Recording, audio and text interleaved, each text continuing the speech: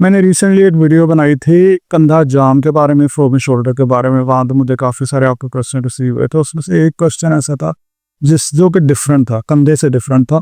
और सवाल ये पूछा गया था कि हील पेन के लिए कोई ट्रीटमेंट बता दें। मतलब एड़ी का जो दर्द होता है, पाँव की जो एड़ी होती है, उसके अंदर दर्द होने की क्या वजूहात होती हैं, इसको किस तरह से आप ठीक कर सकते हैं, सब कुछ मैं आज की वीडियो में आपको बताऊंगा। इसके रेलिवेंट आपको कौन सी दवाइयाँ हैं या कौन से ऐसे ट्रीटमेंट प्रोटोकॉल हैं, ठंडी टकोर है, गर्म टकोर है, या कोई अल्ट्रासाउंड थेरेपी है, या फिर इसके अलावा कोई रेलिवेंट कौन सी ऐसी ग़िज़ा है जो कि आप ले लें तो आपका हील का पेन, आपका एड़ी का दर्द बिल्कुल ठीक हो सकता है। सो वीडियो का आप एंड तक देखना है, कोई भी पार्ट स्किप नहीं करना। चैनल पे अगर नए हैं, चैनल को सब्सक्राइब कर लें। मेरा नाम डॉक्टर मोहम्मद फैसल है। हमारी एड़ी के अंदर होने वाली दर्द की काफ़ी सारी वजूहात होती हैं। आम तौर पे अगर हम उनको डिवाइड कर लेना डिफरेंट कंडीशंस के अंदर, तो उनमें सबसे जो कॉमन मैंने अपने क्लिनिक ऊपर भी देखा है, एक तो प्लांटर फिशाइटिस है और दूसरा यूरिक एसिड है। अगर यूरिक एसिड ज़्यादा हो जाए तो हमारी एड़ी के अंदर दर्द होता है। असल में बेसिकली ये जो इन्होंने कमेंट किया ना, मेरे ख्याल से कंधा जाम वाली वीडियो के ऊपर इसलिए किया है क्योंकि जिनको शुगर हो ना, उनका कंधा जाम हो जाता है। यानी कि शुगर जो है वो ज़्यादातर कंधे वाले जोड़ के अंदर प्रॉब्लम काज करता है। इसी तरह से अगर किसी को यूरिक एसिड और यूरिक एसिड ज़्यादा हो जाए तो वो किसी और जोड़ में इतना ज़्यादा इफेक्ट नहीं करता। बेसिकली इफेक्ट करता है, इतना ज़्यादा नहीं करता जितना एड़ी के अंदर करता है। अगर आपको यूरिक एसिड ज़्यादा रहता है तो भी आपकी एड़ी के अंदर दर्द हो सकता है। इसके अलावा जो यूरिक एसिड है वो आपकी एड़ी के अलावा आपका जो पाँव का अंगूठा होता है ना, इसका जो जोड़ होता है, इसके अंदर भी बहुत ज़्यादा डिपॉजिट हो जाता है और इसकी वजह से भी दर्द होता है। ठीक है। सो अब पहली चीज़, अगर फर्ज करें कि यूरिक एसिड की वजह से आपको एड़ी का दर्द है तो हम क्या करेंगे, यूरिक एसिड को कम करेंगे। वो कैसे हो सकता है? दो तरीके से हो सकता है, मेडिसिन से हो सकता है और खानों से हो सकता है। मेडिसिन में डिफरेंट मेडिसिन हैं, लाइक यूरिको है और भी काफ़ी सारी हैं, बट वो मैं इसलिए आपको इतनी सारी ऑनलाइन वीडियो में इसलिए नहीं बताता होता क्योंकि हर बंदे की कंडीशन डिफरेंट होती है। लाइक किसी को ब्लड प्रेशर का इशू हो सकता है, किसी को शुगर का इशू हो सकता है, किसी को थायराइड का इशू हो सकता है। सो आपके जो डॉक्टर्स हैं, आप उनसे मिल के उसके बाद असेस करा के आप मेडिसिन ले लेंगे। नंबर 1। नंबर 2 ये है कि आप अगर फर्ज करें यूरिक एसिड है तो घर में जो कर सकते हैं वो बेस्ट ये है कि वो खाने जिनसे यूरिक एसिड बढ़ता है उसको कम कर देना। अब वो कौन से खाने? वो खाने हैं जैसे कि पालक, टमाटर, दाल, गोश्त, मछली, मुर्गी, अंडा। इसको रट लें आप लोग, पालक, टमाटर, दाल, गोश्त, मछली, मुर्गी, अंडा।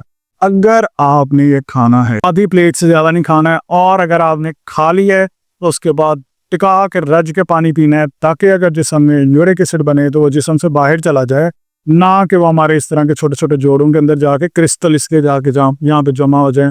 अच्छा, अब इसकी ना एक पहचान होती है एड़ी का। एक तो आप ना, एड़ी का जो दर्द होता है ना, वो चुभने वाला दर्द होता है। अगर चुभने वाला दर्द हो यानी सुइयां चुभने वाला दर्द होता है, अगर इस तरह का होना तो इंडिकेशन होती है कि यूरिक एसिड है। दूसरा सिंपली इसका ब्लड टेस्ट होता है। आप यूरिक एसिड का टेस्ट कराएंगे, उसके अंदर रेज्ड आएगा, ज्यादा आएगा, तो आपने वो वाले खाने नहीं खाने जिनसे यूरिक एसिड बढ़ता है। आहिस्ता आहिस्ता आपकी बॉडी जब इसको सेटल डाउन कर ली। अब इसमें जो एक चीज अहम है जो समझने वाली है वो ये है कि यूरिक एसिड हमारे जिस्म के लिए बहुत जरूरी होता है। यूरिक एसिड की ज्यादती जरूरी नहीं है, बट यूरिक एसिड का नॉर्मल रेंज में रहना बहुत जरूरी होता है। यूरिक एसिड अगर कम हो जाए तो भी मसला होता है। यूरिक एसिड आपके गुर्दों की हेल्थ के लिए बहुत ज्यादा इंपॉर्टेंट है। आपके जिस्म से जो गंदे मादे हैं इनको निकालने के लिए यूरिक एसिड बहुत जरूरी है।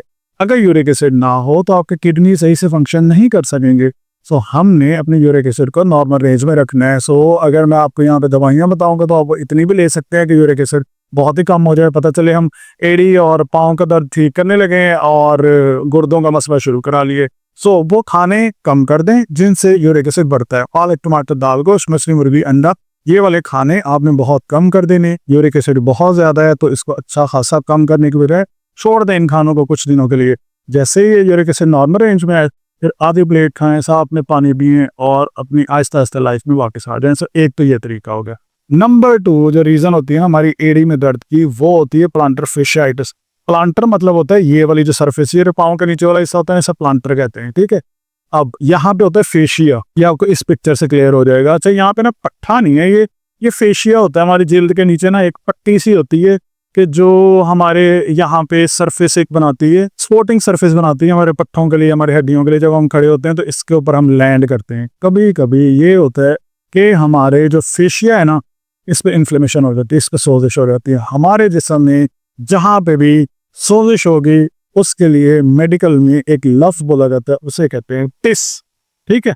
जैसे आर्थराइटिस, आर्थ मतलब होता है जोड़, टिस का मतलब होता है सोजिश, इन्फ्लेमेशन। जैसे अपेंडिसाइटिस, अपेंडिक्स की इन्फ्लेमेशन। जैसे एडिसिव कैप्सुलाइटिस, शोल्डर के ऊपर जो कैप्सूल की इन्फ्लेमेशन, टेंडनाइटिस, इसी तरह से फेशियाइटिस। प्लांटर मतलब ये वाली सरफेस, इस सरफेस पे मौजूद जो फेशिया है इसकी inflammation is known as plantar fasciitis.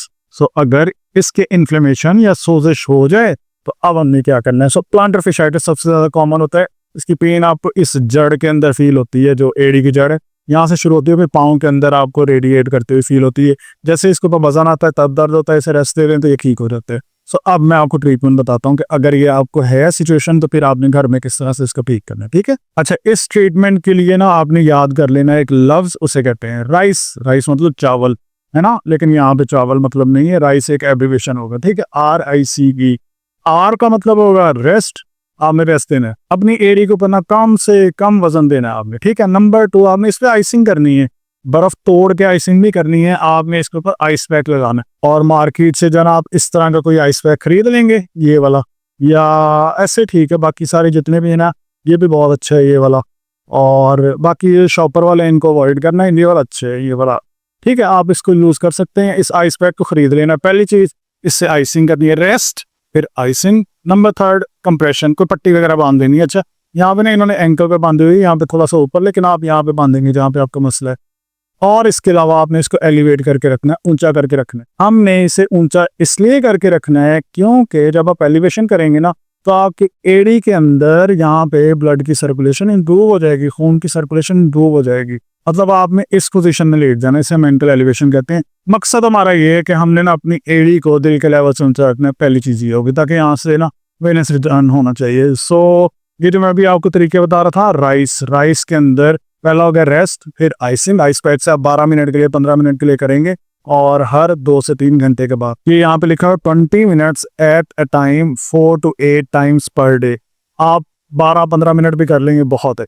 उसके बाद कंप्रेशन और फिर एलिवेशन आपने इस तरह से सीधे लेट जाना है। और अगर आप चाहें तो आप एंकल एलिवेशन इस पोजीशन में भी कर सकते हैं। लाइक घर के अंदर हमारे पास ज़्यादातर पिलोज वगैरह होते हैं, तो आप इस तरह से आप पिलोज भी रख सकते हैं, लाइक इस पोजीशन के अंदर। मकसद सिर्फ और सिर्फ ये है कि एड़ी को इतना ऊंचा रखना है कि दिल के लेवल से ऊंचा होना चाहिए, ताकि यहाँ से खून की जो वेनस रिटर्न है वो इंप्रूव हो जाए। सो आपने ये पोजीशन बनानी है। सो राइस को आपने रट लेना है, राइस, रेस्ट, आइसिंग, कंप्रेशन और एलिवेशन। पहला ट्रीटमेंट ये हो गया, आपने हर 2-2, 3-3 घंटे बाद ये अप्लाई करते रहना है, ठीक है। अब आ जाते हैं हम कि कौन सी वर्जिशें करनी चाहिए। आपने ये एंकल एलिवेशन की हुई है, ऊंचा रखा हुआ है, तो पाँव को इस तरह से ऊपर नीचे मूव करें, ऊपर लेके जाएं, फिर नीचे लेके आएं, फिर ऊपर लेके जाएं, फिर नीचे लेके आएं। ऊपर लेके जाएं तो 10 सेकंड होल्ड करें, नीचे लेके जाएं तो फिर 5 सेकंड का वक्फा दें। एक एक्सरसाइज एंकल पंपिंग होगी। अब उसके बाद, अच्छा, ये मेथड है, अगर आपने आइस पैक जब अप्लाई करना है तो ऐसे अप्लाई करेंगे आप अपनी केड़ी के ऊपर, ठीक है, इसके ऊपर अप्लाई करके नो, और ऊपर आपने कोई कपड़ा वगैरह बांध देना है, तो ये 10 से 12 मिनट के लिए लगा रहेगा। इसका आपको काफी ज्यादा फायदा होगा। नंबर 2, आपने ना इस पे हल्का हल्का सा ना मसाज करना है, ये इस तरह से, जो पेन पॉइंट है ना वहां पे दबा के रखना है, और 10 सेकंड का होल्ड करना है। यहाँ पे थोड़ा जल्दी है क्योंकि ये एनिमेशन बनाई हुई है, इसलिए आपको थोड़ा सा स्पीड से नजर आ रहा होगा। सो आपने दबा के रखना है, 10 सेकंड की होल्ड करना है। उसके बाद हाँ, ये कुछ दिनों के बाद हम आहिस्ता आहिस्ता इसको बढ़ाते रहेंगे। शुरू में बिल्कुल दबाना है और हल्का सा हिलाना है, मसाज करना है। इसके अलावा शुरू के अंदर जो आप बेस्ट कर सकते हैं, आप इस तरह की टेनिस बॉल ले लें, जो क्रिकेट खेलने वाली बॉल है, उसके ऊपर ना अपने पाँव को इस तरह से हिलाएं, पूरे का पूरा, जहां जहां पे फेशिया है ना, ये जो मैं अभी आपको शुरू में दिखा रहा था, ये जो नीचे आपको मैं पट्टी दिखा रहा था, इस पूरी की पूरी पट्टी के ऊपर इस बॉल के साथ ना हमें मसाज करना है। तो जब आप इस बॉल के साथ प्रॉपर मूवमेंट करेंगे, यहाँ पे खून की रवानी इंप्रूव होगी, तो ये आपकी एड़ी की दर्द को बिल्कुल ठीक कर देगी। सो ये हो गई है डिफरेंट वर्जिशें। सो अगर आपको एड़ी में दर्द है, 2 रीजन हो सकती हैं, यूरिक एसिड और प्लांटर फेशियाइटिस। यूरिक एसिड है तो वो खाने नहीं खाएंगे, जैसे यूरिक एसिड बढ़ता है। प्लांटर फेशियाइटिस है अगर आपको, तो फिर आपने रेस्ट, आइसिंग, कंप्रेशन और एलिवेशन करना है, साथ में थोड़ा सा मसाज और एक्सरसाइज करनी है, एंकल पंपिंग करनी है, एंकल एलिवेशन करना है, और इसके अलावा आप बॉल के साथ मसाज कर सकते हैं। सो ये डिफरेंट टेक्निक्स हैं जिनके जरिए आप अपने हील पेन को बिल्कुल ठीक कर सकते हैं। अच्छा, अब ये तो हो गई हैं 2 वजूहात जिसकी वजह से हील में दर्द होती है। इसके अलावा इतनी सारी और रीजंस होती हैं, जिनमें एचएलएस टेंडनाइटिस है, टार्सल टनल सिंड्रोम है, हील पैड का ब्रूज है, स्ट्रेस फ्रैक्चर है, और इसके अलावा हमारी यहाँ पे ना एक कल्केनियल हड्डी, जो नीचे वाली हड्डी नजर आ रही है ना आपको, इसको कल्केनियल कहते हैं। इसकी नोकदार अगर ये बाहर की तरफ आ जाए तो इसकी भी दर्दें आ सकती हैं।